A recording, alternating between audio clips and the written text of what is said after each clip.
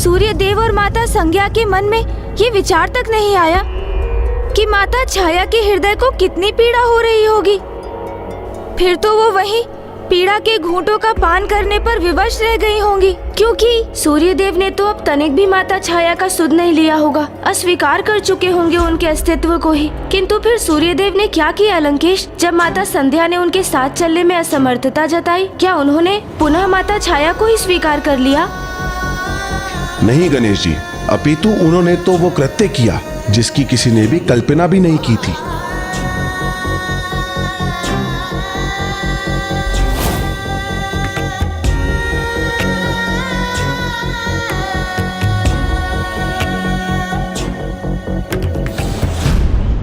छाया तो छाया ही है, उन पर प्रकाश का, तेज का कोई प्रभाव कहां हो सकता है पर? इसलिए मेरा तेज भले ही उनके लिए सहनीय था, किंतु आप चिंता मत कीजिए, मैं अपने इस तेज को कम करने का उपाय शीघ्र ही निकाल लूंगा और शीघ्र आपके पास लौटूंगा।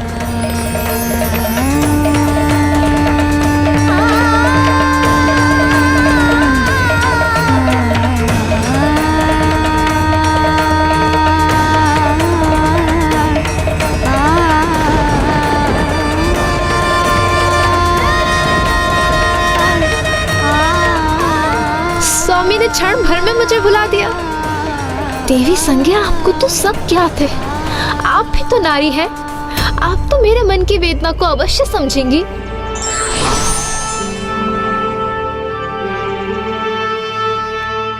एक वो है जिनके लिए इतना सब किया, और दूसरे वो जिनके लिए अपना सर्वस्व न्यौछावर कर दिया।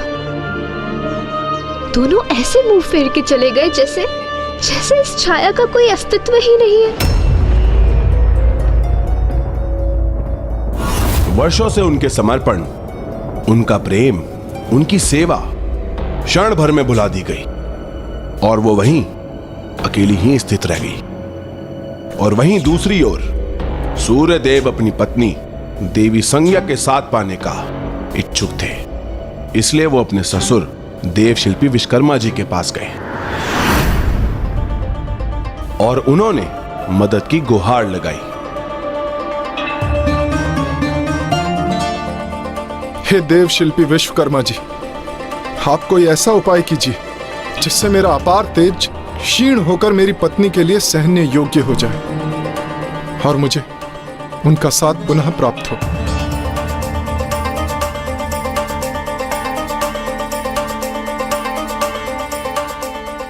आप उचित समय पर आए हैं सूर्यदेव, क्योंकि आज ही मैंने एक विशेष अस्त्र का निर्माण किया है। कदाचित ये आपकी समस्या का निवारण कर सकता है। अगर आपकी यही इच्छा है, कदाचित ये अस्त्र इस कार्य के लिए सर्वथा उपयुक्त है।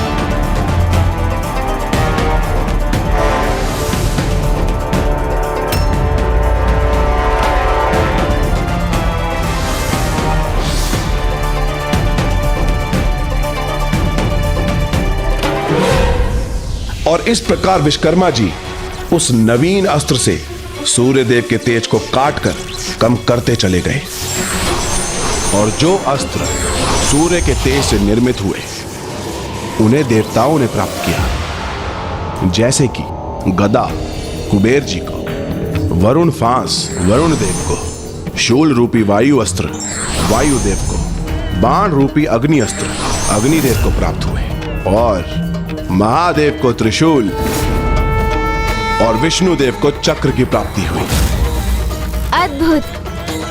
अर्थात देवताओं के सभी अस्त्र सूर्य देव के तेज से ही निर्मित है। किंतु फिर माता छाया के साथ क्या हुआ? अपने अतिरिक्त तेज को विलक कर सूर्यदेव पुनः देवी संज्ञा के निकट पहुंचे, किंतु वहां देवी संज्ञा से भी अधिक आतुरता से देवी छाया उनकी प्रतीक्षा में थी और उनकी आशा थी कि सूर्यदेव लौट कर आएंगे और उन्हें अपने साथ वापस लेकर जाएंगे।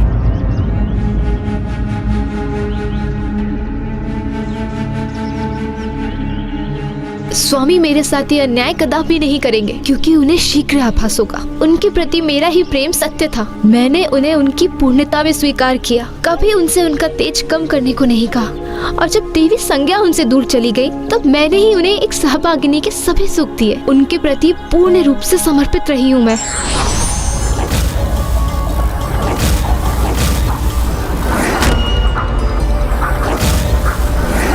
नहीं स्वामी, ये आपने क्यों किया? अपना सुंदर और दिव्य तेज खो दिया।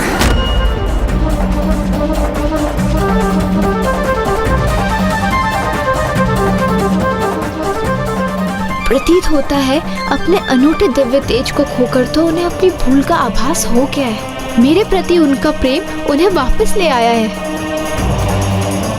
भले ही मैं सत्य नहीं, किंतु सत्य में मैं भी आपसे अत्यधिक ही, उनसे सर्वाधिक प्रेम करती हूँ स्वामी।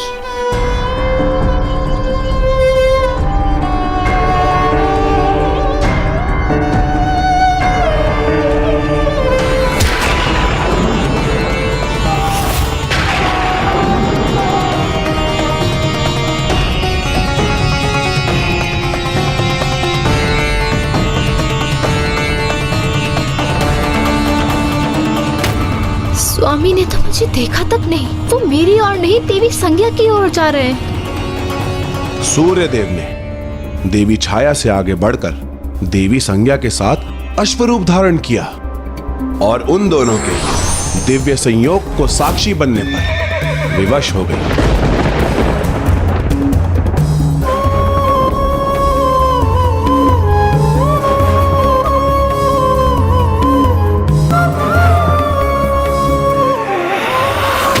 अश्वरूप में उनके दिव्य संयोग से दो जुड़वा भ्राताओं अश्विनी कुमारों का जन्म हुआ। उनकी सुंदरता की ख्याति पूरे ब्रह्मांड में फैल गई थी और जिन्हें भविष्य में देव चिकित्सक होने की उपाधि भी प्राप्त हुई और 33 कोटि सर्वोच्च देवताओं के भाग भी बने।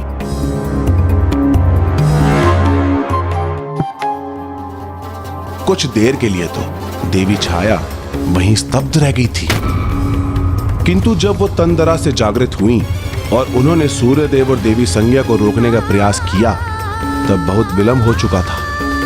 स्वामी,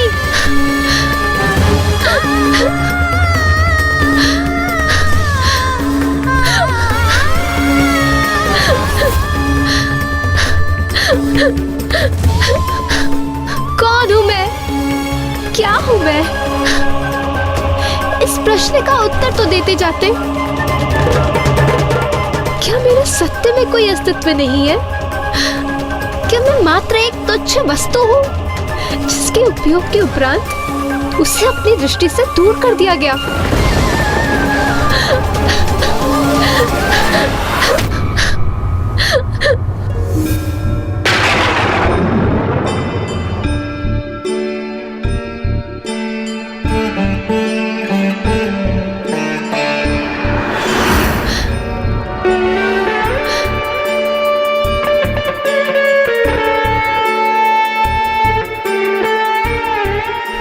तेज का क्या लाभ जो किसी के प्रेम की सत्यता को समझ ना सके?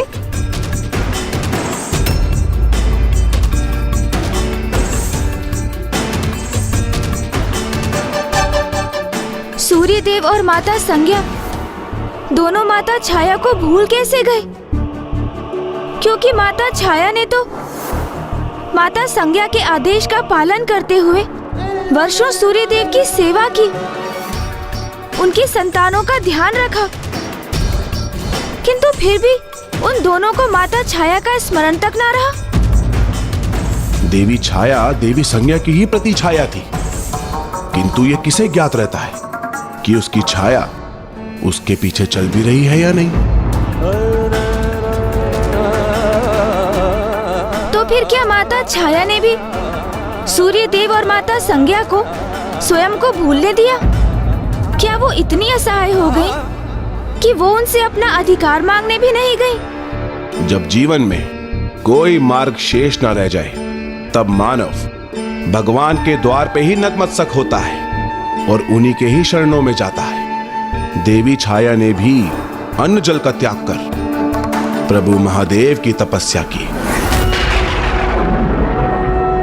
ओम नमः शिवाय।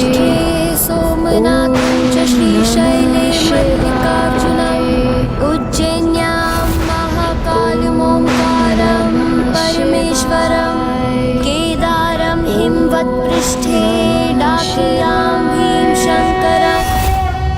गर्भवती होकर भी वो अन्न जल का त्याग कैसे कर सकती थी? अपमान की अग्नि ने उन्हें उनकी ही ममता बुलवा दी। वो स्वयं भूखी प्यासी रही और उनकी संतान भी। ओम नमः शिवाय। ओम सृष्टि नमः के आप ही नाथ शिव शंभु जय भोलेनाथ।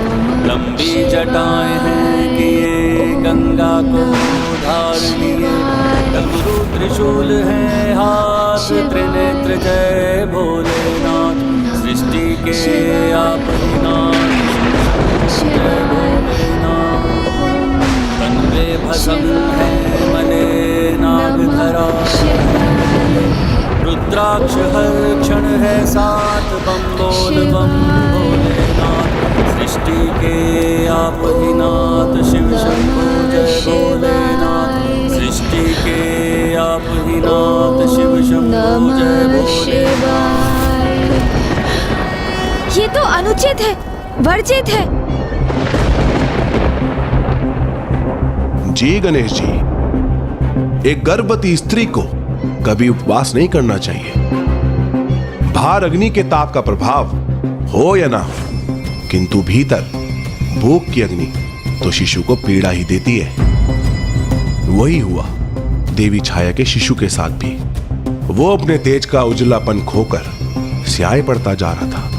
गर्भवती स्त्री का प्रथम धर्म है अपने शिशु की देखरेख, और उस समय तो एक माँ के सुख दुख से भी बढ़कर उसके गर्भ में पल रहे उसके शिशु का सुख है, अन्यथा उसका शिशु अवश्य प्रभावित होता है। आप उचित कहते हैं गणेश जी, किंतु उस समय देवी छाया निराशा के अनंत पीड़ा से जूझ रही थी। अपनी सूझबूझ खो चुकी थी वो, और उन्हें तो बस प्रभु शिव शंकर शंभु की तपस्या से ही आस थी। लंकेश जी, जल।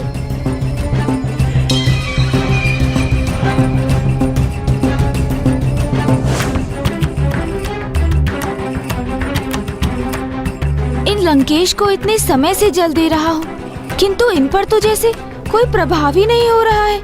शीघ्र लघु शंका का अनुभव हो लंकेश को, और फिर उसे मिटाने के लिए लंकेश पिताश्री की आत्मलिंग को यहीं भारत भूमि में ही कहीं रखने पर विवश हो जाएं, और प्रभु लंका पहुंचने के स्थान पर यहीं स्थापित हो जाएं।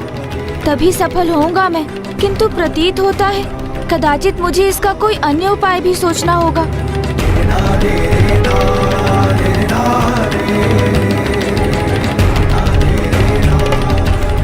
अब क्या विचार कर रहे हैं शिवनंदन? यही ना कि आगे क्या हुआ? हाँ लंकेश जी। अनेकों माह देवी छाया तप करती रही, और उनकी तप की अग्नि में वृद्धि भी होने लगी, और वो इतनी ऊंची उठ गई कि वो कैलाश की ऊंचाई तक जा पहुंची। ओम नमः शिवाय। ओम नमः शिवाय। ओम नमः शिवाय। ओम नमः शिवाय। ओम नमः शिवाय। ओम नमः शिवाय। ओम नमः शिवाय। ओम नमः शिवाय। ओम नमः शिवाय।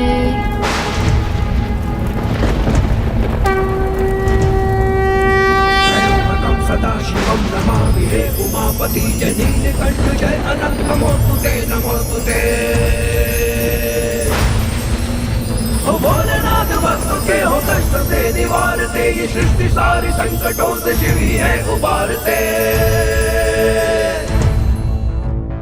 ओम नमः नमः शिवाय, ओम नमः शिवाय। प्रणाम महादेव। आपके दर्शन पाकर मैं कृतार्थ हुई। पुत्री, तुम्हें ऐसी अवस्था में इतनी घोर तपस्या नहीं करनी चाहिए थी। क्षमा कीजिए महादेव, किंतु मैं लाचार थी, असहनीय अपमान से पीड़ित थी, और फिर आपकी भक्ति के अतिरिक्त मेरे समक्ष और कोई मार्ग शेष ही नहीं था। तो मुझे बताओ पुत्री, तुम मुझसे क्या चाहती हो? तुम्हारी तपस्या के फलस्वरूप मैं तुम्हें क्या वरदान दूं? कहो पुत्री, क्या वरदान दूं तुम्हें? क्या इच्छा है तुम्हारी? मैं आपसे क्या मांगू प्रभु, ये तो मुझे भी ज्ञात नहीं। आपके दर्शन ही मेरे लिए पर्याप्त हैं। तुमने तप किया है पुत्री, जिसका फल तो तुम्हें अवश्य प्राप्त होगा, और तुम शीघ्र ही मातृत्व का पूर्ण अनुभव करोगी, क्योंकि एक माता के लिए संतान से बढ़कर कुछ भी नहीं होता। तो मैं तुम्हें वरदान देता हूं, तुम्हें एक तेजस्वी पुत्र प्राप्त होगा, जो जगत में शनि के नाम से विख्यात होगा, जो जगत में शनि के नाम से विख्यात होगा, जो जगत में शनि के नाम से विख्यात होगा, और वही तुम्हें तुम्हारे अधिकार दिलाएगा।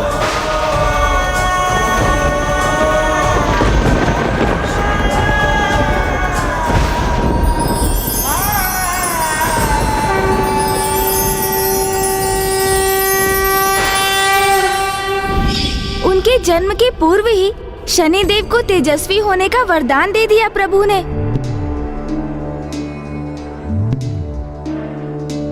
ऐसे दया निधान है पिताश्री भोलेनाथ, शिव शंकर शंभु महादेव।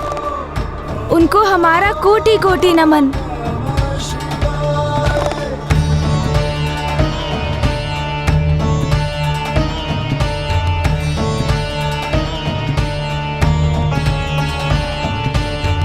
महादेव, हम आपकी अनंत अपार महिमा की करबद्ध होकर वंदना करते हैं। महादेव, आपकी महानता के समक्ष हम नतमस्तक हैं।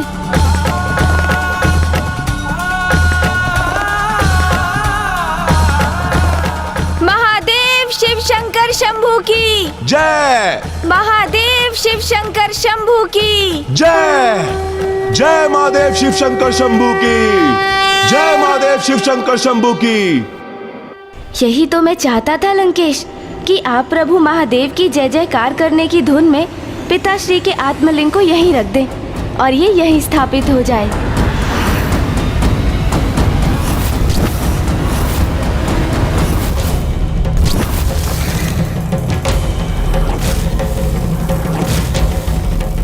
ये मैं क्या करने जा रहा था? कहीं गणेश जी मुझसे यही कराने के इच्छुक तो नहीं है? दशानन लंकेश जी, ये क्या करने जा रहे थे आप? तनिक सचेत रहिए। इतने समय से इतना कष्ट सहकर आपने प्रभु के आत्मलिंग को प्राप्त किया,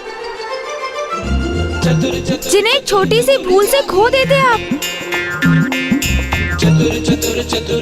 लीजिए, ये जल ग्रहण कीजिए और अब भविष्य में सर्वथा सावधान रहिए। लीजिए, लीजिए, जल ग्रहण कीजिए।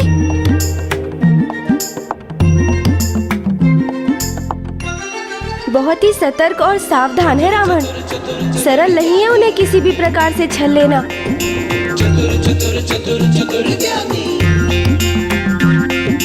अब शीघ्र मुझे बताइए लंकेश जी, कि शनिदेव का जन्म कब और कहाँ हुआ? वहीं महादेव शिव शंकर शंभू के वहां से प्रस्थान होते ही देवी छाया को प्रसव पीड़ा हुई। शनिदेव के जन्म से पूर्व ही उन पर जीवन का संकट उत्पन्न हो गया, और ऐसे समय में उन्हें बचाने वाला कोई नहीं था। कोई साथ था तो मात्र उनका शिशु, जो स्वयं उनके गर्भ में था।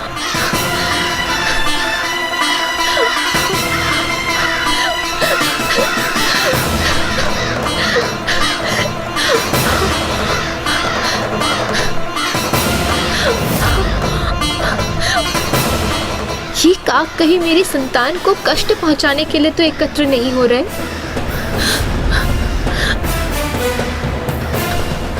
मुझे इस जलाशय में आश्रय लेना चाहिए।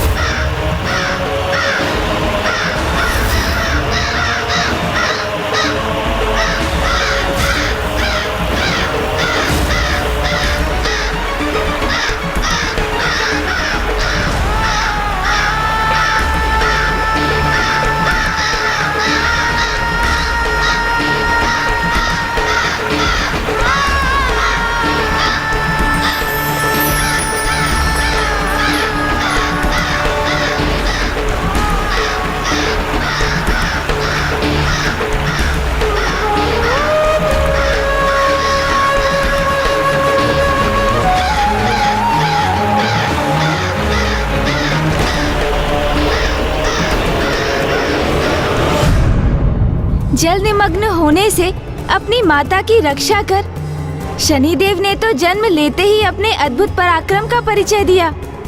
ये तो उनका प्रथम दायित्व था, किंतु उनके मां के प्रति उनका वास्तविक कर्तव्य अभी शेष था।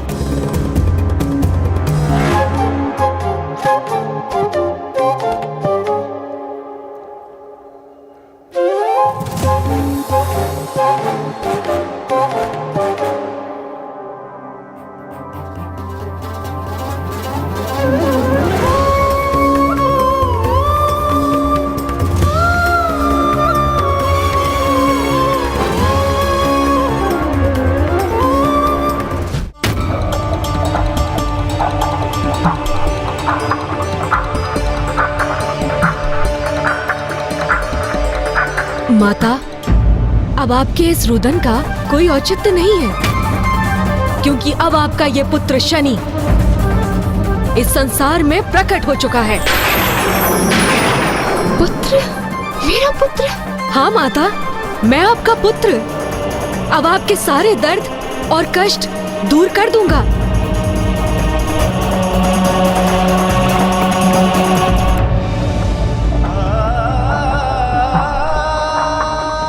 आपकी पीड़ा का आभास तो मुझे तब से है माता, जब से मैं आपकी गर्भ में था।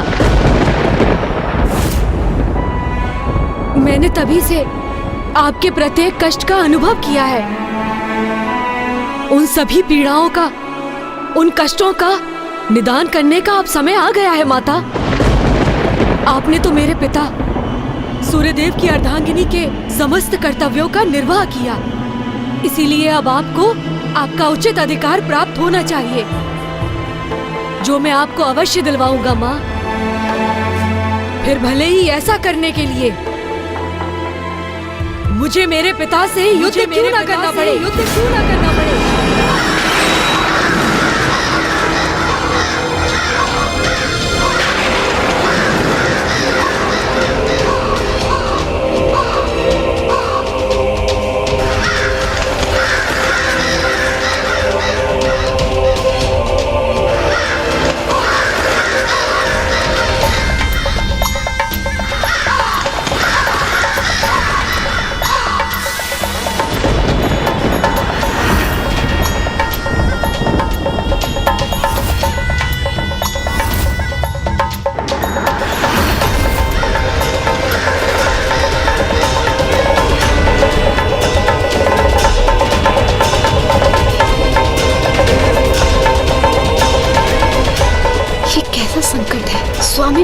कैसी अंधकारी छाया का प्रभाव छा रहा है।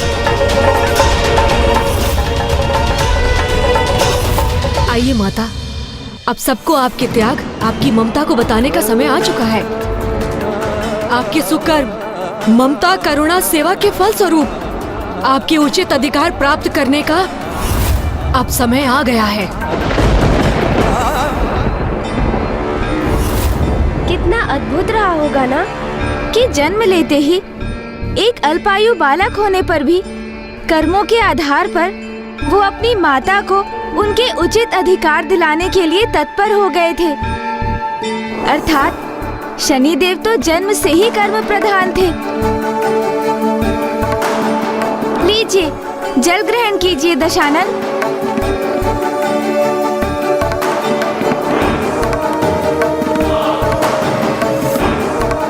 ऐसे निष्ठावान और कर्मठ पुत्र ने अपनी माँ को उनका अधिकार दिलाने में तो लेश मात्र भी कमी नहीं छोड़ी होगी। हाँ शिवनंदन, इधर बालक शनि ने उसी प्रयोजन से सूर्य लोक के लिए प्रस्थान किया। आइए माता।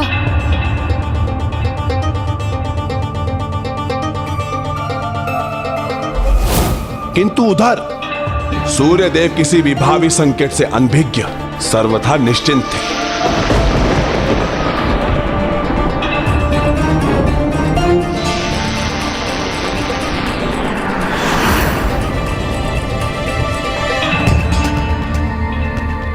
स्वामी अत्यंत प्रसन्न चित्त है आज, किंतु मुझे किसी अनिष्ट का आभास क्यों हो रहा है, जैसे कोई छाया उन पर छाने वाली है।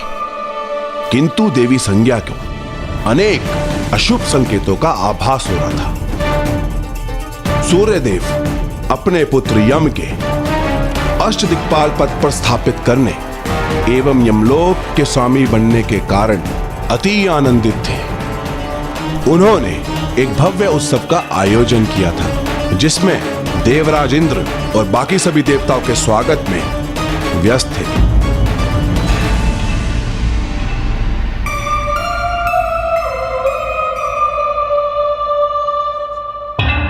क्या हुआ प्रिय? इस महाउत्सव के अवसर पर आप चिंतित क्यों प्रतीत हो रही हैं? मुझे अशुभ संकेत दिखाई दे रहे हैं स्वामी। किसी अनिष्ट, किसी विपदा के आगमन का आभास हो रहा है।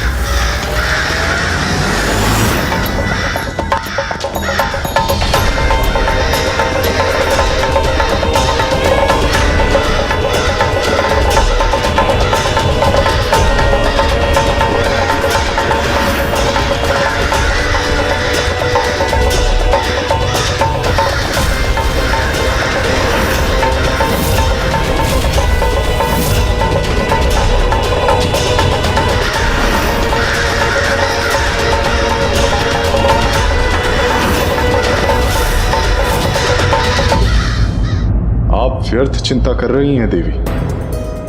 अग्निदेव है यहाँ, जिनका अग्नि अस्त्र बड़ी से बड़ी विपदा को भी जलाकर राख कर सकता है। वायुदेव है, जो बवंडर का रूप धारण कर बड़ी से बड़ी विपदा को भी उड़ाकर दूर करने में सक्षम है। वरुण देव, जो अपने जल में समाहित कर किसी भी विपदा को भस्म कर सकते हैं। और स्वयं इंद्रदेव भी तो हैं, जिनके वज्र के समक्ष कोई भी विपदा टिक नहीं सकती। और मैं भी तो हूं, मैं अपने प्रचंड तेज से किसी भी विपदा को मिटाने में सामर्थ्य हूं। इसीलिए आप अपनी चिंता त्याग दीजिए।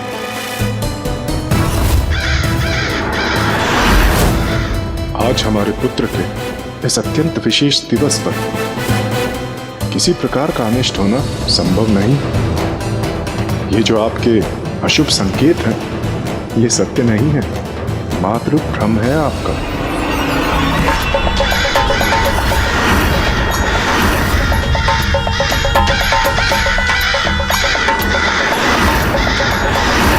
आज तो हमारे लिए यही उचित होगा कि हम पूर्ण आनंद का आभास करें और अपने सुयोग पुत्र अति शक्तिशाली यम को बधाई और आशीष दें।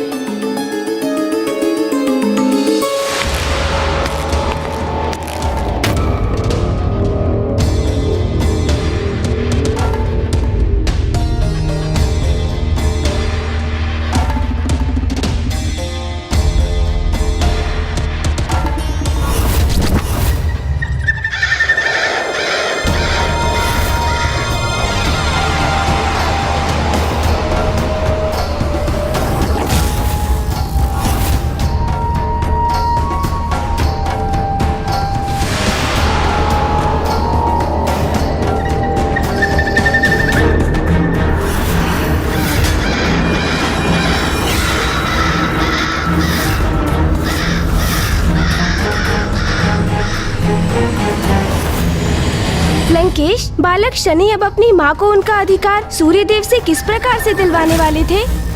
ये तो शीघ्र ही अब सबको ज्ञात होने वाला था। आवश्यकता थी तो बस उनके सूर्यदेव तक पहुंचने की।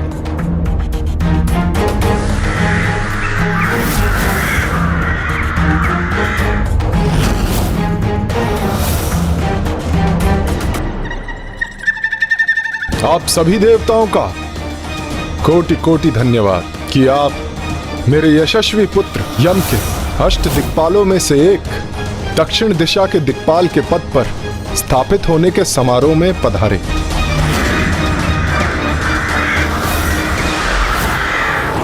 आज हम सभी की बधाई का जो पात्र है वो हमारे मध्य है। प्रणाम देवगण।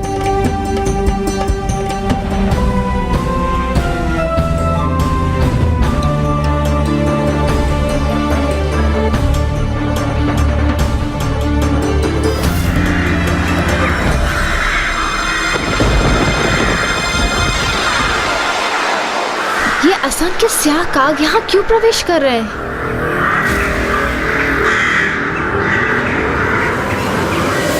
आज मैं अत्यंत प्रसन्न हूं।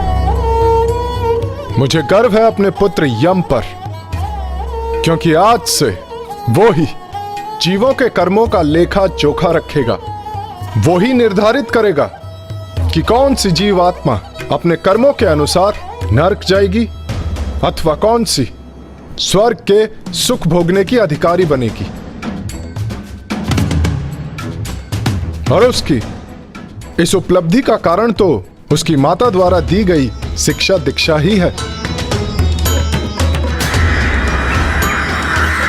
एक बालक का चरित्र, उसके उत्तम विचार, उसके संस्कार निर्धारित करते हैं, जो उसे उसके माता पिता, विशेषकर उसकी माता द्वारा प्राप्त होते हैं। इसीलिए यम के यमराज पद पर स्थापित होने का श्रेय तो उसकी माता देवी संज्ञा को जाता है। और मेरी माँ, उनका श्रेय उन्हें कौन देगा?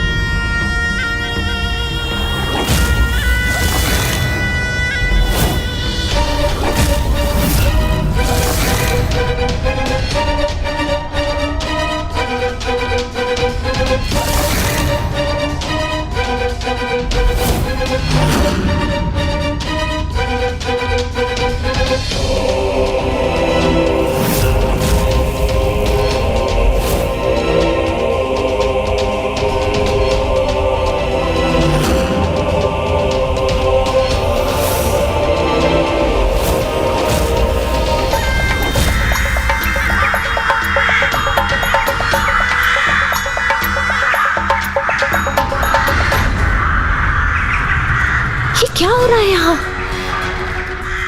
कौन हो तुम? और मेरे द्वारपाल कहाँ है? मेरी अनुमति के बिना तुम्हें भीतर किसने आने दिया?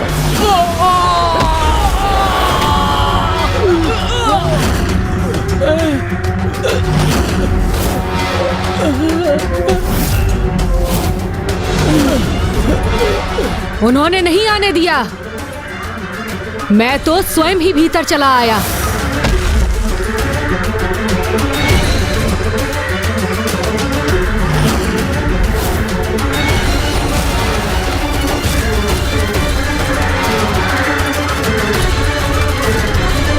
रुको, कौन हो तुम? तुम्हें भीतर जाने की अनुमति नहीं।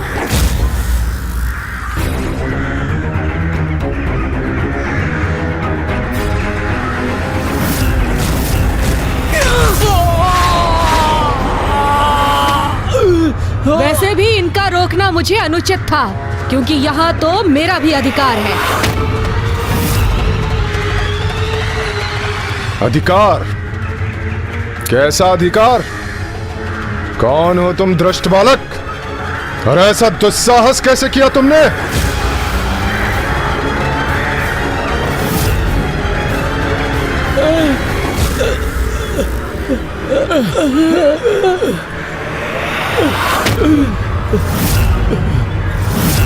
दुस्साहस नहीं, इसे मेरा साहस कहिए। पिताश्री, पिताश्री।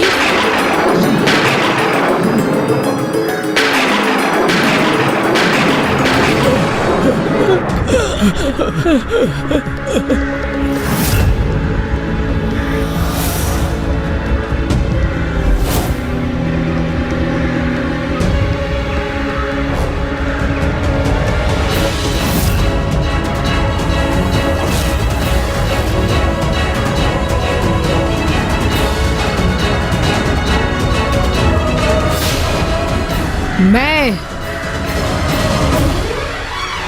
छाया पुत्र शनि अपनी माता का अधिकार और उनका श्रेय उन्हें दिलाने आया हूं।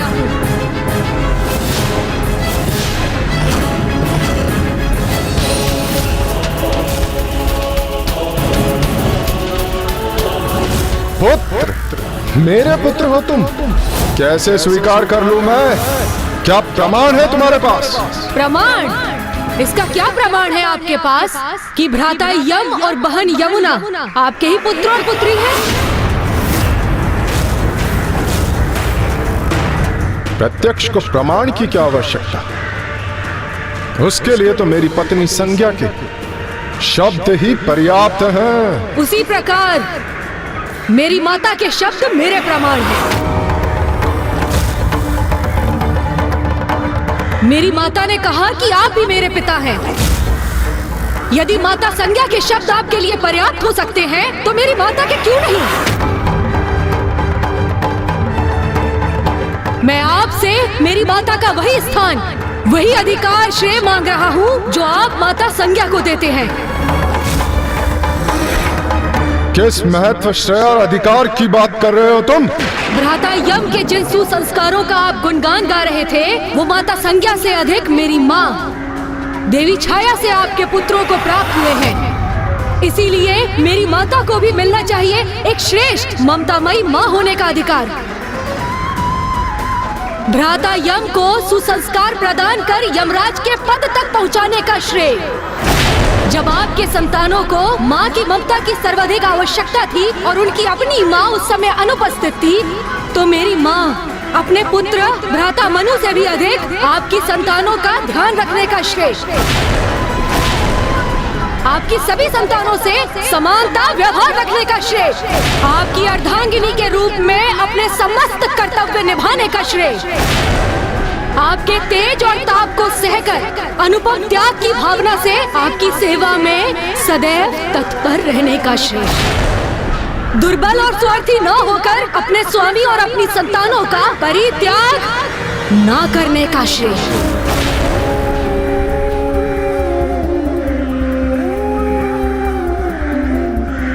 इसीलिए वास्तव में जिन्होंने कर्तांगिनी और माँ का कर्तव्य निभाया, उनका उचित अधिकार, उनका स्थान आपके गृह में प्रदान करवाने आया हूँ मैं। आपकी अर्धांगिनी के रूप में उन्हें स्वीकार करवाने आया हूँ मैं।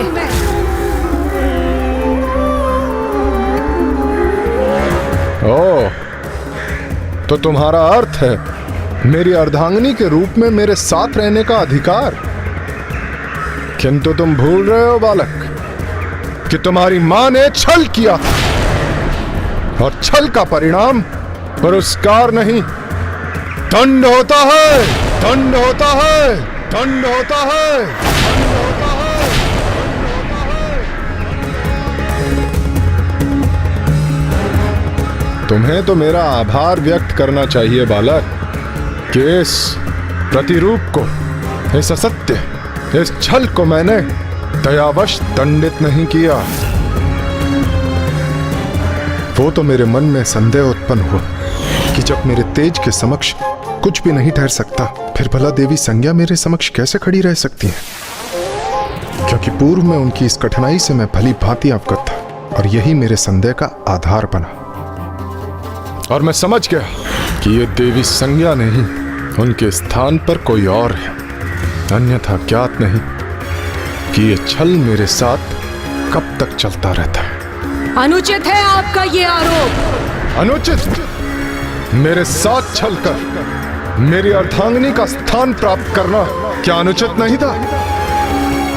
मैं अपनी अर्धांगिनी देवी संज्ञा से अतुलित प्रेम करता हूं, क्या यह अनुचित है? और देवी छाया, जिनका अस्तित्व ही मेरे लिए एक भ्रम के समान था, मेरे द्वारा उनका परित्याग कहां अनुचित है? छल मेरी माँ ने नहीं किया था, उनसे वचन लिया गया था। उन्हें आदेश देकर विवश किया गया था। विवश किया? क्या मेरी छाया पे मेरा इतना भी अधिकार नहीं कि मैं उसे आदेश दे सकूं? स्वामी का तेज सह पाना मेरे लिए असहनीय था, इसलिए जो दायित्व निभाने में मैं असमर्थ थी वो मैंने अपनी छाया को सौंप दिए। तब के लिए प्रस्थान करते समय मैंने अपने परिवार की देखरेख के लिए अपनी छाया को यहाँ छोड़ दिया। क्या अनुचित किया मैंने? जिस प्रकार मेरे हाथ, पैर और शरीर के अन्य अंगों पर मेरा अधिकार है, उसी प्रकार मैंने अपनी छाया पर अपना अधिकार समझा। क्या अनुचित किया मैंने?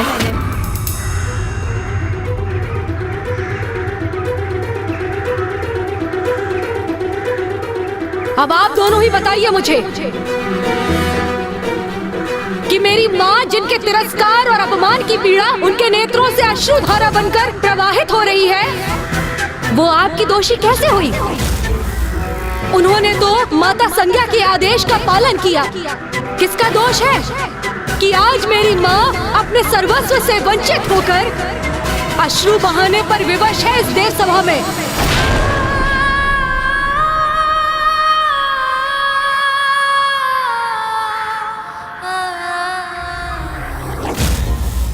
ये कैसी विचित्र परिस्थिति थी जहाँ सभी अपने अपने स्थान पर उचित प्रतीत हो रहे थे।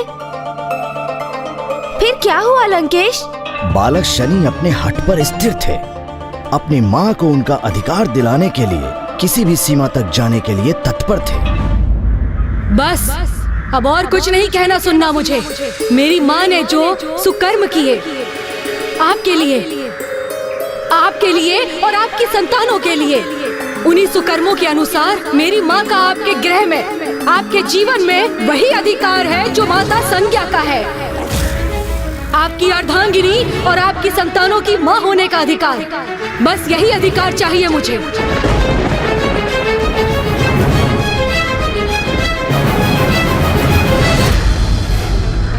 बालक हो, नासमझ हो, इसीलिए ऐसी अनुचित मांग रख रहे हो।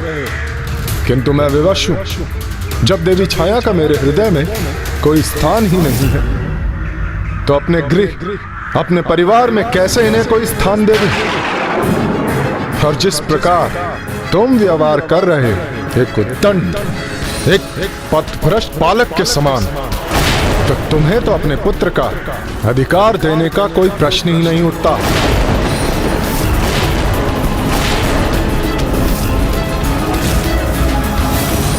मैं आपसे अपना कोई अधिकार कहाँ मांग रहा हूँ? मैं आपसे अपनी माँ का अधिकार मांग रहा हूँ, जो आपको देना ही होगा।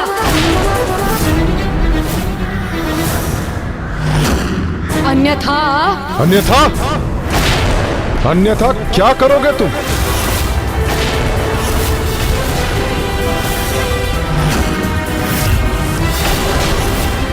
एक बालक हो, बालक के समान बात करो। मुझे चेतावनी देने का दुस्साहस कर रहे हो।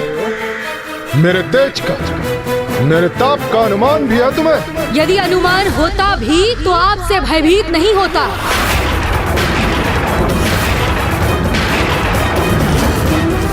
आपको मेरी माँ का अधिकार देना ही होगा, फिर चाहे ये करने के लिए मुझे आपसे युद्ध ही क्यों ना करना पड़े।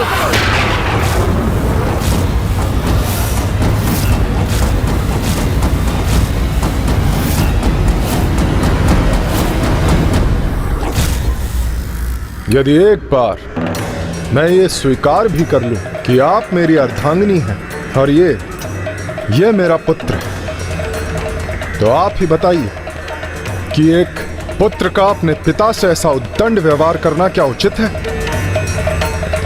क्या यही संस्कार दिए हैं आपने इसे? अपने आप को मेरा पुत्र भी कहता है और मुझसे युद्ध करने के लिए मुझे चुनौती भी दे रहा है। अपने पिता को चुनौती देकर अपने अधिकारों की मांग करना क्या उचित है? शनि, मेरे पुत्र, अब हमें यहाँ एक क्षण भी नहीं रुकना चाहिए। मुझे यहाँ किसी से कोई अधिकार नहीं चाहिए।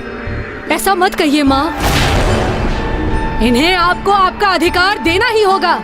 अपनी माँ की आज्ञा का पालन करना भी नहीं सीखा तुमने, उद्दंड बालक। उनकी आज्ञा सुनो और चले जाओ यहाँ से। मैं अपनी माँ को उनका शनि, जो अधिकार हमें बिना मांगे प्राप्त होना चाहिए उसे छीन कर लेने का क्या अर्थ? किंतु माता। चलो पुत्र, हम यहाँ एक क्षण नहीं रुकेंगे और ना ही किसी से कुछ मांगेंगे। चलो।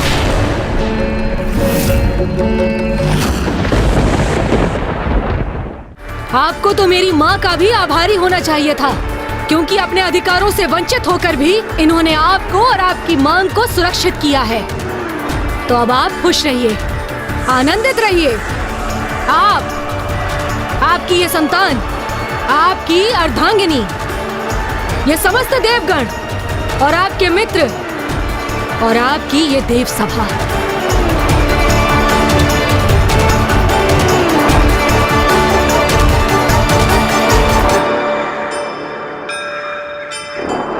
इतना छोटा है ये बालक, किंतु है बड़ा ही उद्दंड। समस्त सभा का ही अपमान कर दिया इसने।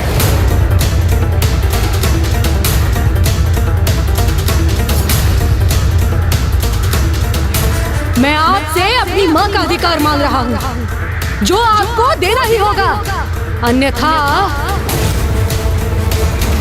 रुको।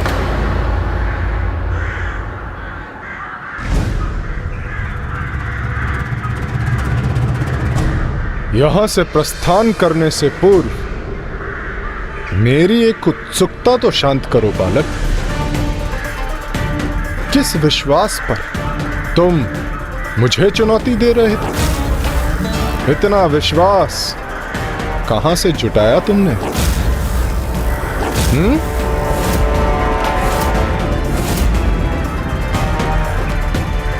यदि तुम्हारी मां ने तुम्हें नहीं रोका होता तो क्या करने में सक्षम थे तुम? चलो वो करके दिखाओ। अब मैं तुम्हें चुनौती देता हूं, मैं तुम्हें चुनौती देता हूं, मैं तुम्हें चुनौती देता हूं, मैं तुम्हें चुनौती देता हूं। तुम्हें तुम्हारी मां की सौगंध, तुम्हारी मां की सौगंध।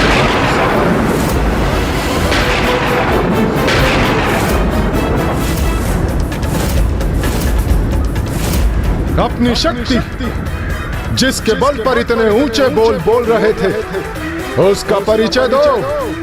दिखाओ मुझे कि किस बात का अहंकार है तुम्हें।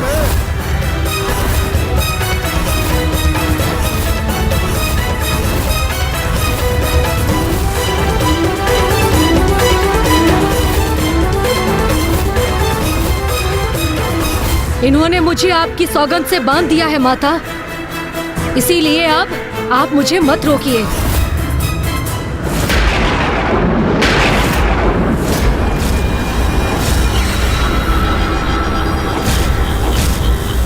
अभी तक मेरे अहंकार से नहीं, मेरी विवशता से परिचय हुआ था। उस पीड़ा से परिचय हुआ था जो पीड़ा आपने मेरी मां को दी थी। किंतु अब आप मेरी शक्ति से परिचित होंगे।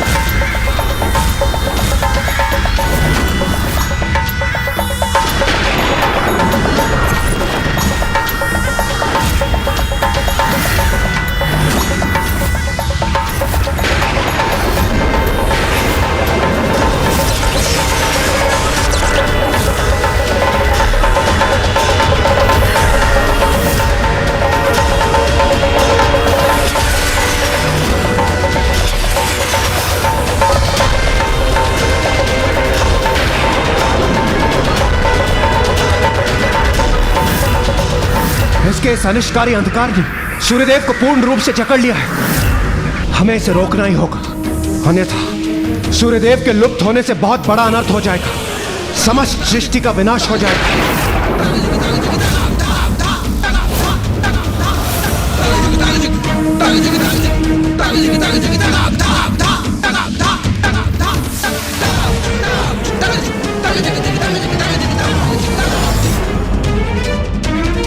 ये कैसी अनर्थकारी शीतलता उत्पन्न हो रही है स्वामी, जो वैकुंठ को भी प्रभावित कर रही है।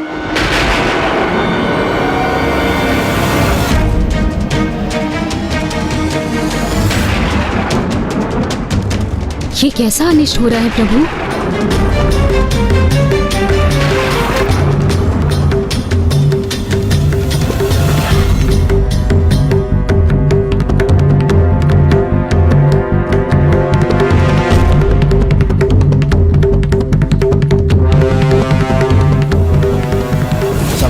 जगत पर अनंत अंधकार और प्रचंड शीतलता का प्रभाव हो रहा था, और इस संकट से बचने के लिए देवताओं ने अपने अस्त्र शस्त्र धारण कर बालक शनि पर आक्रमण करने का निर्णय लिया।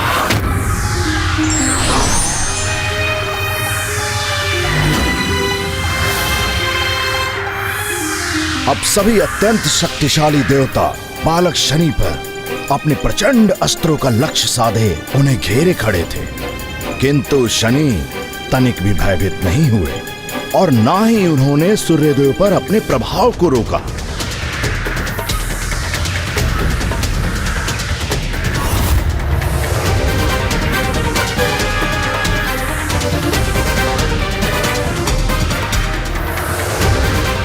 ए बालक, अभी रुक जाओ, अन्यथा अपनी इस उत्कंठता का परिणाम भुगतने के लिए तैयार हो जाओ। यह मेरी प्रथम और अंतिम चेतावनी है तुम्हें। तुम जो भी कर रहे हो वो सर्वथा अनुचित है, अनर्थकारी है। इसी क्षण रोक दो उसे।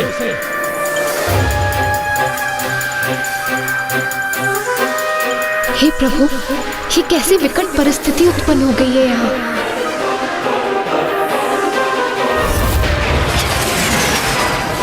स्वामी तो निरंतर ही स्याह होते जा रहे हैं।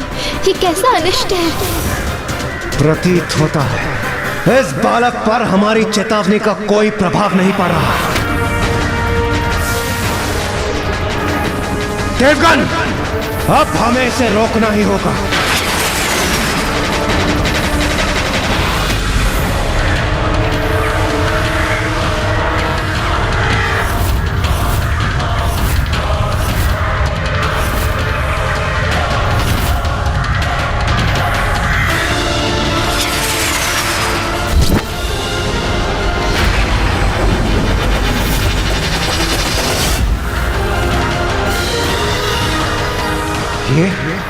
ये असंख्य काग यहाँ कैसे पहुंच गए? हाँ देवराज, ये काग हमारा ध्यान बटाकर इस पर प्रहार करने से रोक रहे हैं।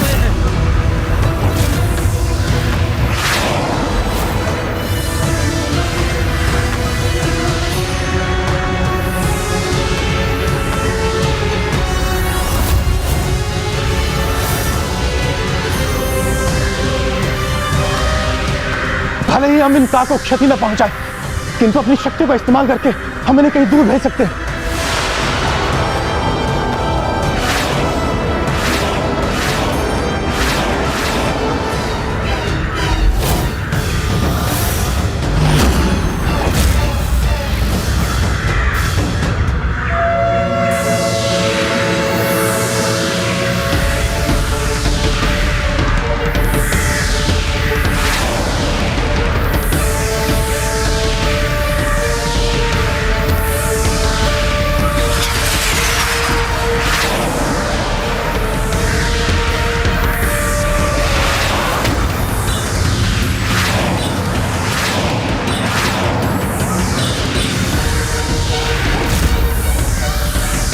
इन काग को रोकने के हमारे समस्त प्रयास विफल हो रहे हैं और ये काग एकजुट होकर इस बालक की ढाल बन रहे हैं।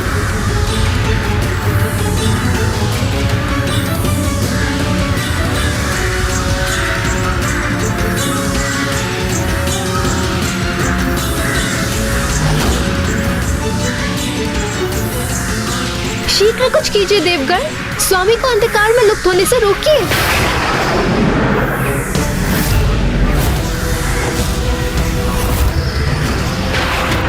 सूर्यदेव पर तो संकट बढ़ता ही जा रहा है, हमें शीघ्र कुछ करना होगा।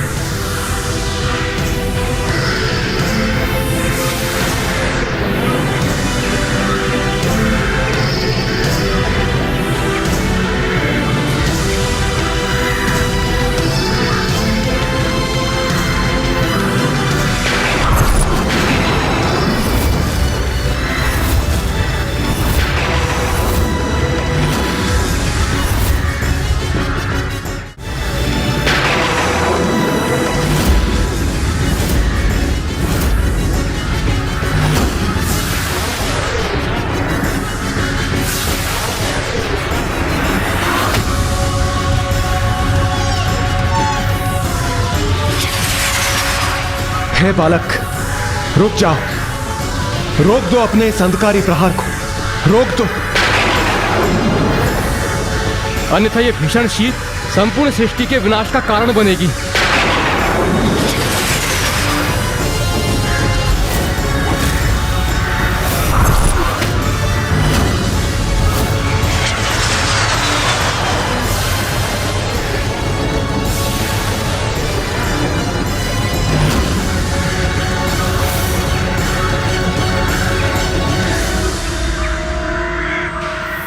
यह सर्वत्र छाने वाली शक्ति तो प्रलय का संकेत दे रही है।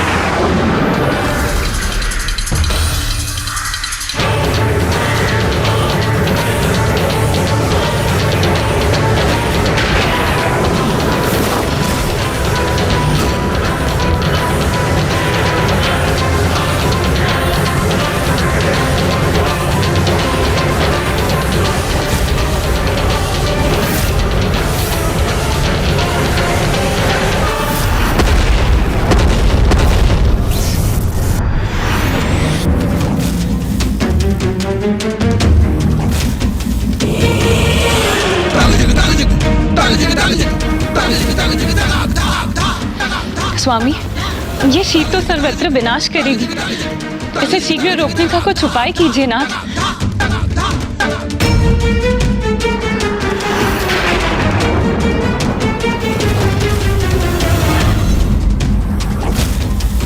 इस भयंकर शीत के प्रभाव से अब कैलाश भी अछूता नहीं। अब तो कदाचित स्वामी ही इस संकट का निवारण कर सकते हैं।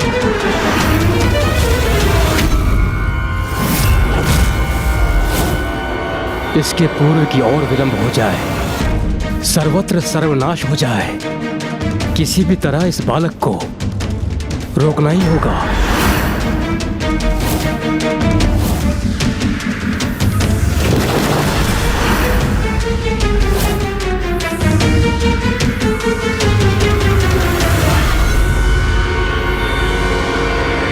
इस दुष्ट की दुष्टता और नहीं सहूंगा मैं। अपनी गदा प्रहार से आघात कर रोकूंगा इसे। नहीं पुत्र, तुम नहीं, देवी छाया रोकेंगी इसे।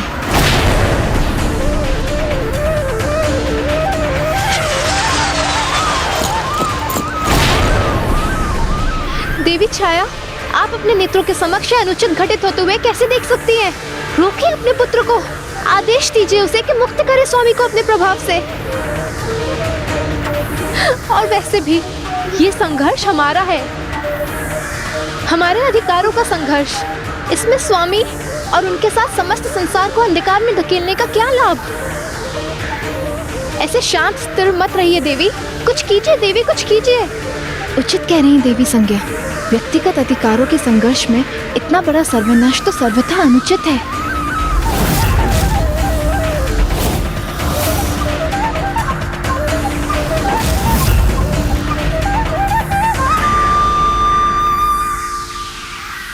ऐसे मूक स्तब्ध मत रहिए देवी छाया, शीघ्र कुछ कीजिए।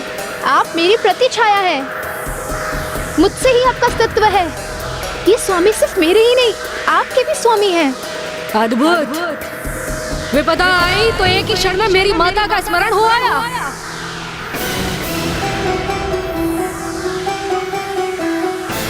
विपदा आई तो आपने ये भी स्वीकार कर लिया कि मेरे पिता सूर्यदेव हैं। और वो सिर्फ आपके ही स्वामी नहीं, मेरी माता के भी स्वामी हैं। तो फिर इतने समय तक माँ के इस अधिकार को क्यों नकारती आई आप? अब मैं पीछे हटने वाला नहीं। सूर्यदेव को उनके कृत्य का परिणाम भुगतना नहीं होगा।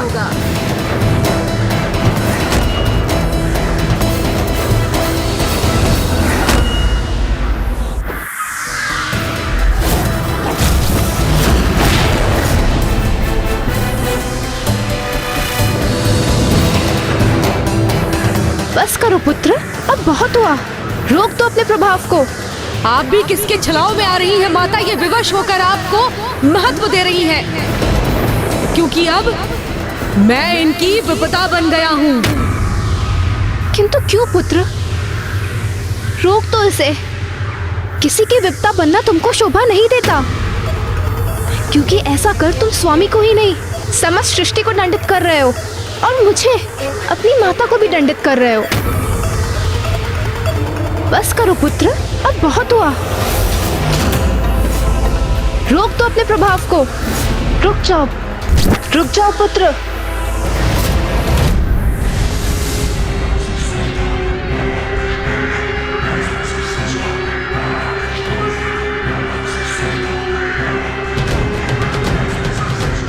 ये सूर्यदेव का तेज पूरा लौट क्यों नहीं रहा?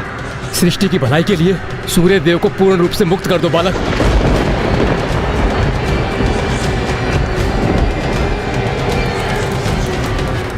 तुम्हारी माता मेरी ही प्रतिछाया है, इसलिए मैं भी तुम्हारी माता के समान ही हूँ। अपनी माता का अनुरोध सुनो पुत्र। रोक दो इस अनर्थ को। इसी में हम सभी का कल्याण निहित है पुत्र। अपनी माता का आदेश सुनो पुत्र। अपनी दृष्टि से उत्पन्न इस प्रभाव को लौटा दो।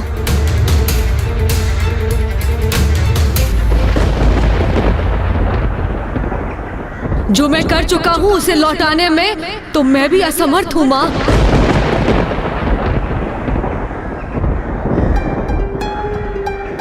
नहीं, ये नहीं हो सकता। इस प्रकार तो समस्त सृष्टि सूर्यदेव के प्रकाश से वंचित होकर विनाश के निकट पहुंच जाएगी।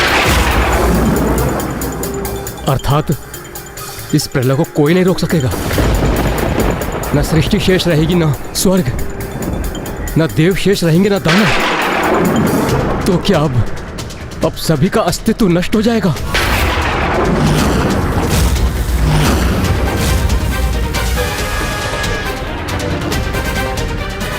ये तुमने क्या किया पुत्र? अब ये जगत तुम्हारा किस नाम से परिचय प्राप्त करेगा? यही कहेगा ना कि तुम वो छाया पुत्र हो जिसने संसार से सूर्य देव को लुप्त कर प्रलय की स्थिति उत्पन्न कर दी है।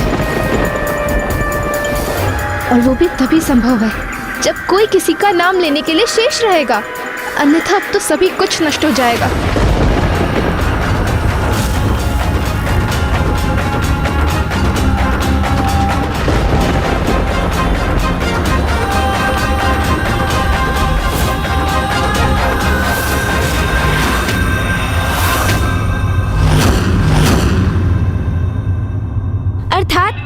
संपूर्ण जगत, समस्त सृष्टि उस शीत से प्रभावित होकर जड़ हो गई थी लंकेश। हाँ, ऐसा ही हुआ था। फिर क्या हुआ?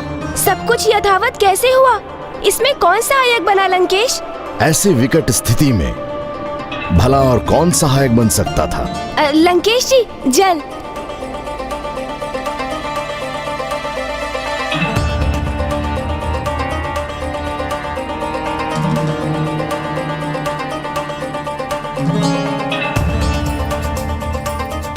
वहां उपस्थित सभी को ज्ञात था कि अब और कुछ करना संभव नहीं है। संपूर्ण सृष्टि चटक कर बिखरना आरंभ कर रही थी। उसके सर्वनाश का महासंकट अब निकट था।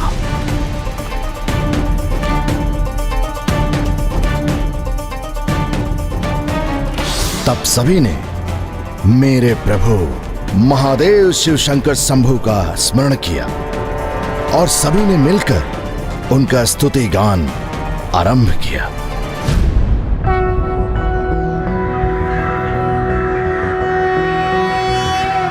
कर्पूरगौरं करुणावतारं संसारसारं भुजगेन्द्रहारं सदा वसन्तं हृदयारविन्दे भवं भवामि सहितं नमामि।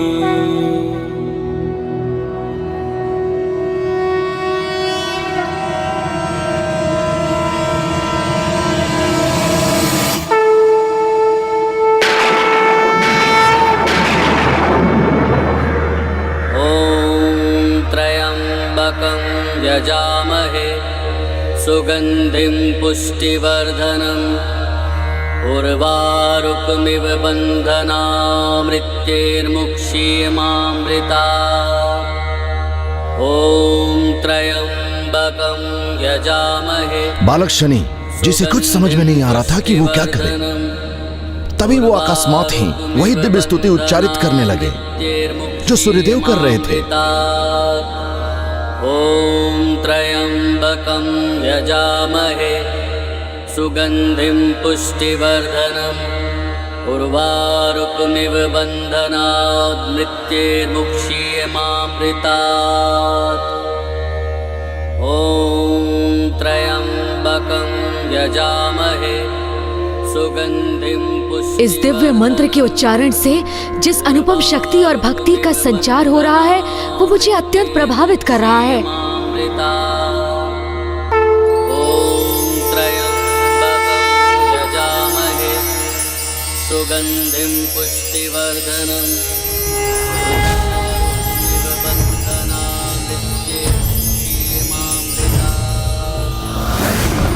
शिवं नमामि रे उमापति जय नीलकंठ जय अनंत नमोस्तुते नमोस्तुते। भोलेनाथ भक्त के हो कष्ट से निवारते, ये सृष्टि सारी संकटों से शिव ही है उबारते। ओम नमः शिवाय, ओम नमः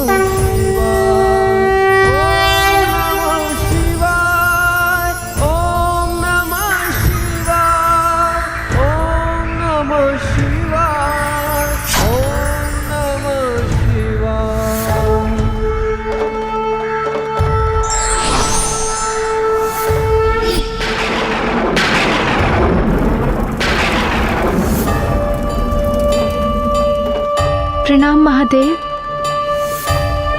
आपके दर्शन पाकर मैं कृतार्थ हुई। महादेव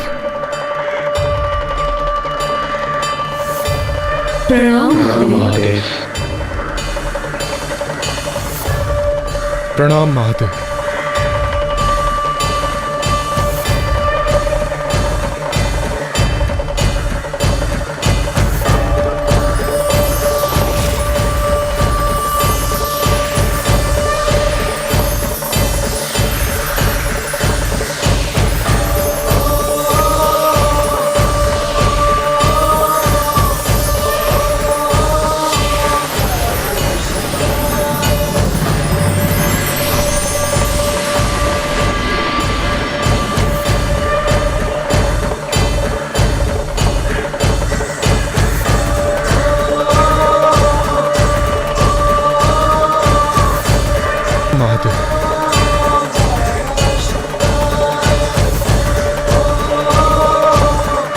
महादेव ने तो इन्हें क्षण भर में ही मेरे अंधकार से मुक्त कर दिया और इन्होंने पूर्ववत अपना तेज भी प्राप्त कर लिया है, अर्थात अब संसार का संकट मिट गया है।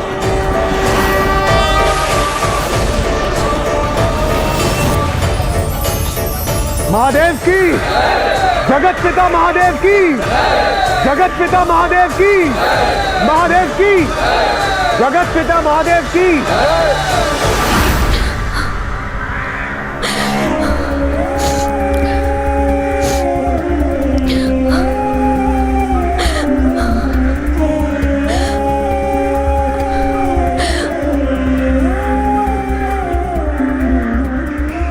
मुझे ज्ञात है तुम्हारे कारण जो महासंकट उत्पन्न हुआ उसका पश्चाताप है तुम्हें, किंतु पुत्र तुमने इतना क्रोध क्यों किया? प्रभु, माँ की पीड़ा मुझसे नहीं सही जाती। उनके गर्भ से जन्म लिया है मैंने, उनका अंशी तो हूँ। उनका दुख मुझे दुखी करता है। देवी छाया, जिनका अस्तित्व ही मेरे लिए भ्रम के समान था, मेरे द्वारा उनका परित्याग कहाँ अनुचित है? उनके अपमान से मैं अपमानित होता हूँ और उनके कष्टों से उत्पन्न पीड़ा मेरे अंतर को भेद देती है। अपनी माँ को अपमानित और पीड़ित अवस्था में मैं कभी भी नहीं देख सकता प्रभु।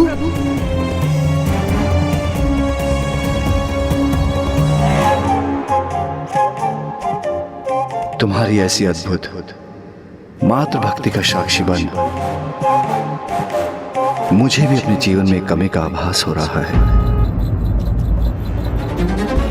कितना अच्छा होता यदि मैं स्वयं हो अर्थात स्वयं से प्रकट होने के स्थान पर एक माता के गर्भ से जन्म होता। मां की ममता, उनके प्रेम के आनंद का भागी बन सकता। किंतु आज तुम्हें देखकर मुझे मातृ भक्ति की शक्ति का आभास हो गया है और मैं ये घोषणा करता हूं कि आज से समस्त संसार में मातृ भक्ति की शक्ति को ही सर्वोच्च भक्ति समझा जाएगा। जो पुत्र अपनी माँ की भक्ति करेगा, जो पुत्र अपनी माँ की भक्ति उसे मेरा ही नहीं, उसे समस्त देवी देवताओं का आशीर्वाद प्राप्त होगा। जो पुत्र अपनी माँ की भक्ति करेगा, उसे मेरा ही नहीं, उसे समस्त देवी देवताओं का आशीर्वाद प्राप्त होगा। आशीर्वाद प्राप्त होगा। मुझे तो मात्र इतना ही आशीर्वाद दीजिए प्रभु कि मुझे अपना अधिकार भले ही प्राप्त ना हो, किंतु मेरी माँ वंचित ना रहे। उन्हें वो स्थान, वो आदर्श प्राप्त हो जो उन्होंने अपने सुख कर्मों से अर्जित किए हैं।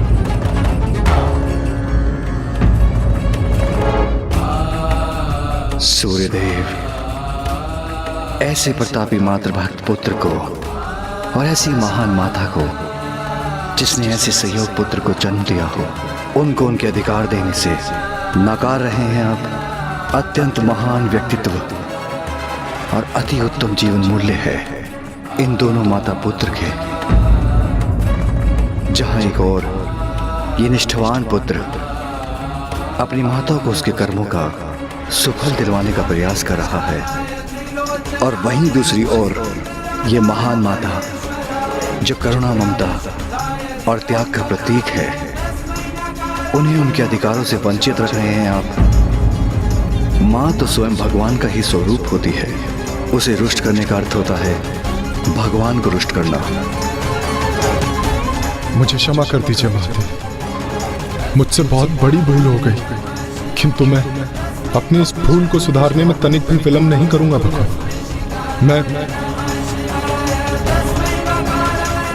मैं इन्हें इनके अधिकार अवश्य दूं। मैं ये वचन देता हूँ।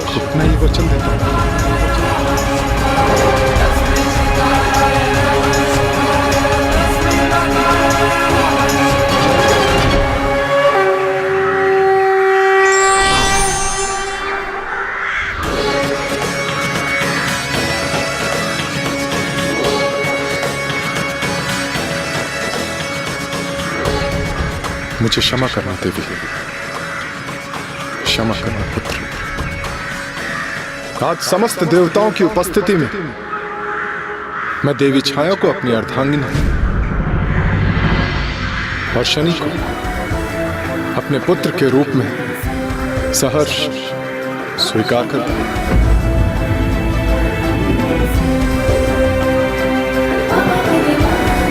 सूर्यपुत्र की, सूर्यपुत्र की, सूर्यपुत्र की। बालक हो, ना समझ हो, इसीलिए ऐसी अनुचित मांग रख रहे हो। और जिस प्रकार तुम व्यवहार कर रहे हो एक उद्दंड, एक पथभ्रष्ट बालक के समान, तो तुम्हें तो अपने पुत्र का अधिकार देने का कोई प्रश्न ही नहीं उठता। मुझे चेतावनी देने का दुस्साहस कर रहे हो। अपनी माँ की आज्ञा का पालन करना भी नहीं सीखा तुमने, उद्दंड बालक। उनकी आज्ञा सुनो और चले जाओ यहाँ से। रुकिए, रुकिए, रुकिए।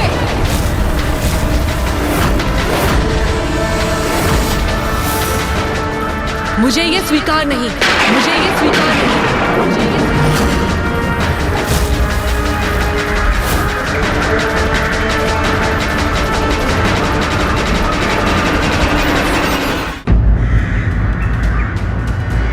मुझे आपका पुत्र पुकारे जाने की कोई इच्छा नहीं।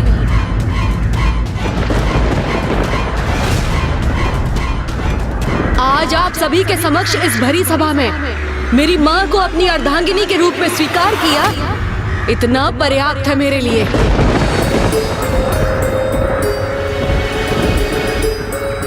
जिस पुत्र को आपने पूर्व में अस्वीकार किया था, उसको आपकी दया की कोई आवश्यकता नहीं। ये तुम क्या कह रहे हो पुत्र? ये पिता है तुम्हारे। तो इन्हें पिता का दायित्व तब भी नहीं भूलना चाहिए था जब मैं आपकी गर्भ में था। पुत्र, जो भूल अतीत में हो चुकी है उसे भूल जाओ, क्षमा करो अपने पिता को। नहीं माँ, मेरे लिए भूलना असंभव है, और वैसे भी मुझे नहीं चाहिए इनकी दया। आप प्रसन्न हैं माँ, इतना पर्याप्त है मेरे लिए, किंतु मैं इन्हें कभी भी क्षमा नहीं कर सकता। इन्हें अपने पिता के रूप में कभी भी स्वीकार नहीं कर सकता। यदि ये तुम्हें अपने पिता के रूप में स्वीकार नहीं है, तो तुम भी मुझे अपने पुत्र के रूप में स्वीकार नहीं हो। स्वीकार नहीं हो।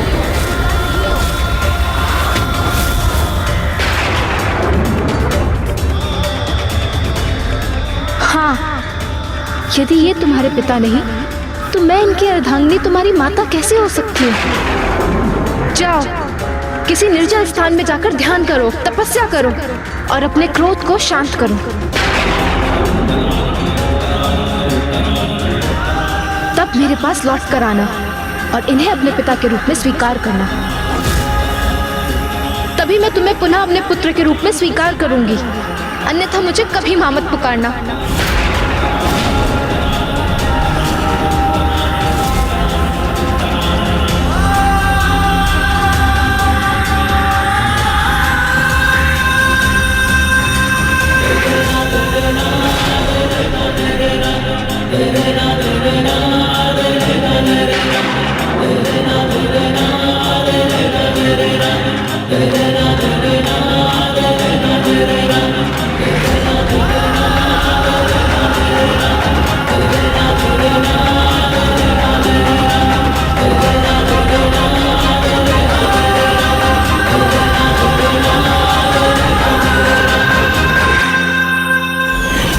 कितना दुखद था ना लंकेश, जिस पुत्र ने अपनी माता को उनका अधिकार दिलाने के लिए इतना कठिन श्रम किया, उसी ने अपने क्रोध के कारण स्वयं को उनका पुत्र पुकारे जाने का अधिकार खो दिया।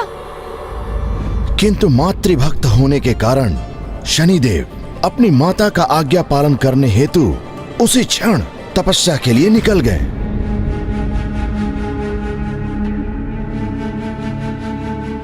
जाओ, किसी निर्जल स्थान में जाकर ध्यान करो, तपस्या करो और अपने क्रोध को शांत करो। तब मेरे पास लौट कर आना और इन्हें अपने पिता के रूप में स्वीकार करना। तभी मैं तुम्हें पुनः अपने पुत्र के रूप में स्वीकार करूंगी, अन्यथा मुझे कभी मां मत पुकारना।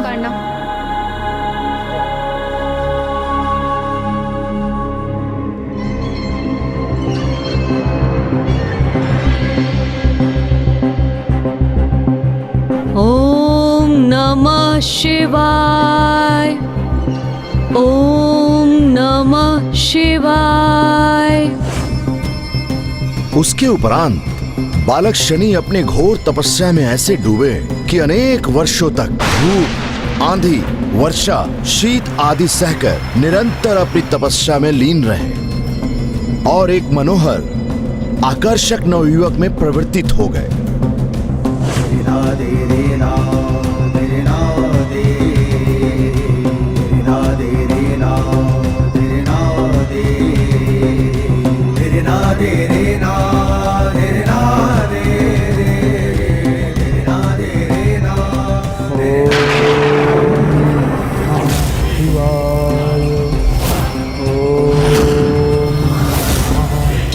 फिर कुछ समय उपरांत एक दिवस जब वो सदा के समान अपनी भक्ति में लीन थे, तो वो एक स्त्री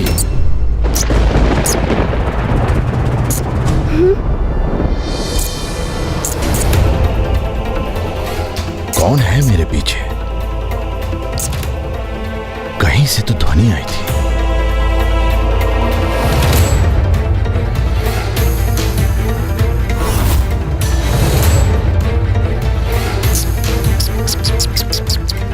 मूषक जी,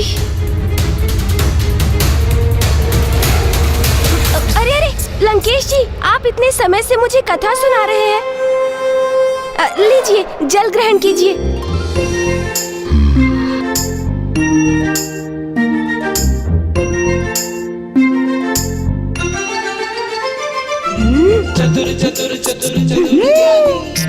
मूषक जी भी ना शांत रहकर कोई कार्य भी नहीं कर सकते।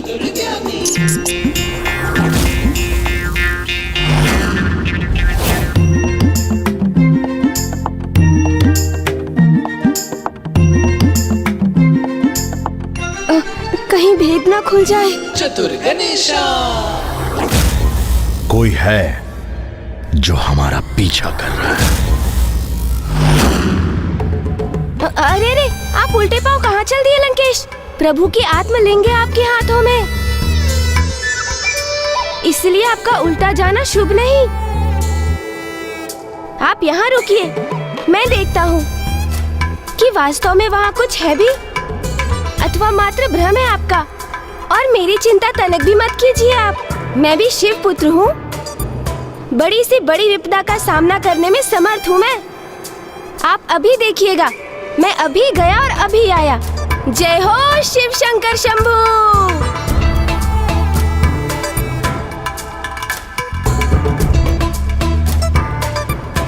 मूषक जी। प्रभु। मूषक जी, धीरे स्वर में कहिए।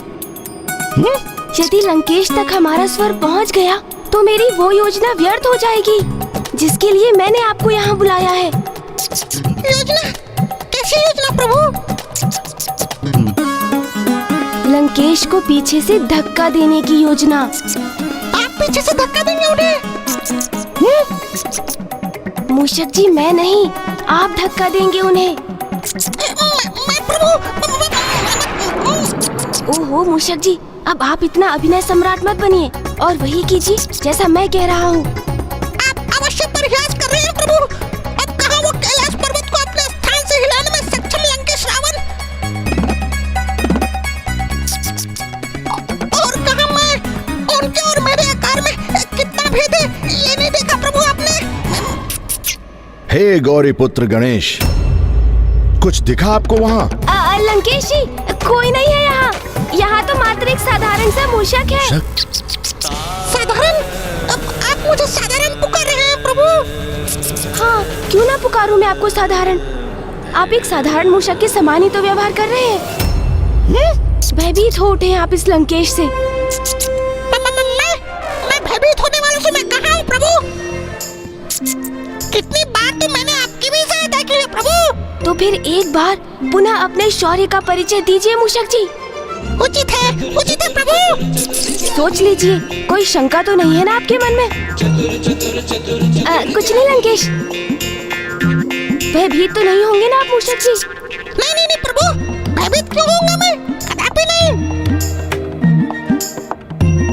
गणेश जी, क्या मैं आऊँ वहाँ? नहीं लंकेश जी, आप रुकिए, मैं आ रहा हूँ ना। अब आप तैयार रहिएगा मूषक जी। जी प्रभु। लीजिए, आ गया मैं। चतुर गणेशा। और लंकेश जी, आपको वहाँ जाने की कोई आवश्यकता नहीं। एक छोटे से मूषक को छोड़ वहाँ तो कोई नहीं था लंकेश। आपको पूर्ण विश्वास तो है ना? हाँ अवश्य लंकेश, आप चिंता मत कीजिए। वैसे भी आपको देखकर किसमें इतना साहस होगा कि वो आपके निकट भी चला आएगा, क्योंकि अब तो ये सर्वज्ञात है कि आपने अपनी भुजाओं से संपूर्ण कैलाश को उठा लिया था। इसलिए आपको चुनौती देने का दुस्साहस भला कौन कर सकता है लंकेश? अरे हम रुक क्यों गए लंकेश जी? निरंतर कथा कहते हुए आगे बढ़ते रहिए ना, अन्यथा आपको लंका पहुंचने में विलंब हो जाएगा। हाँ तो मैं कहाँ था? आपने कहा था कि शनिदेव एक आकर्षक नवयुवक में परिवर्तित हो गए थे और वो तो अभी भी अपनी तपस्या में लीन ही थे कि एक दिवस एक अत्यंत सुंदर राजकुमारी गंधर्वराज चित्रसेन की पुत्री देवी मंदा की दृष्टि वन विहार करते समय शनिदेव पे पड़ी और उन्हें देखते ही वो प्रभावित हो गई। आशा है मूषक जी अपने कार्य में लग चुके होंगे।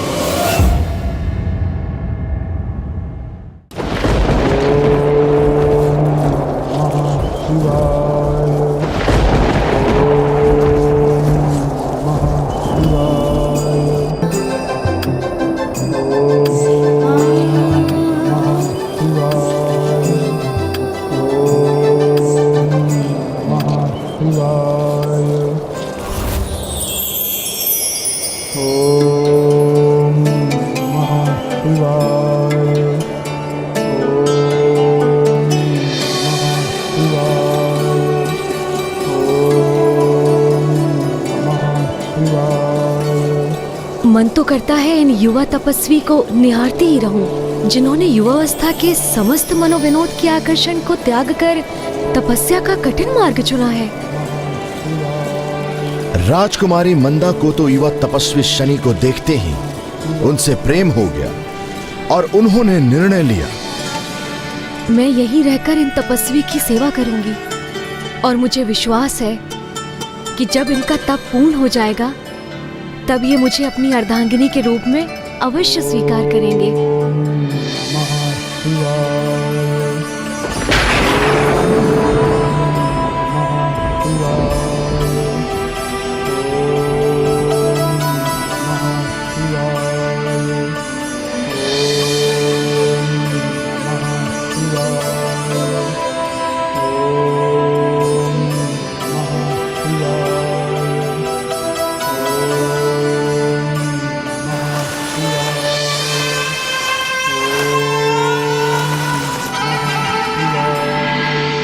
इस प्रकार अपार सौंदर्य की धनी राजकुमारी मंदा ने शनि की सेवा में कोई कमी नहीं रहने दी।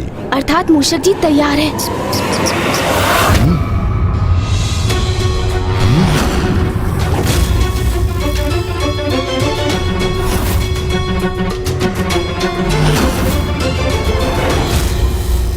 मैंने कहा था ना लंकेश, वहाँ कुछ भी नहीं है।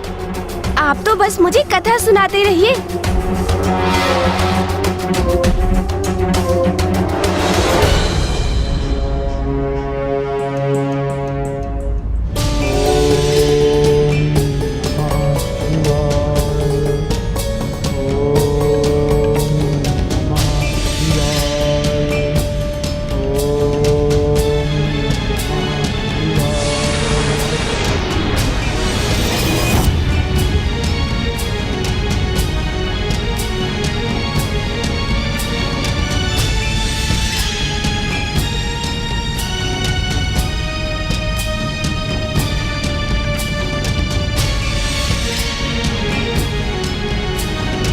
अपनी चिंता त्याग कर वो तो निरंतर तपस्वी शनि की सेवा में डूबी रहती।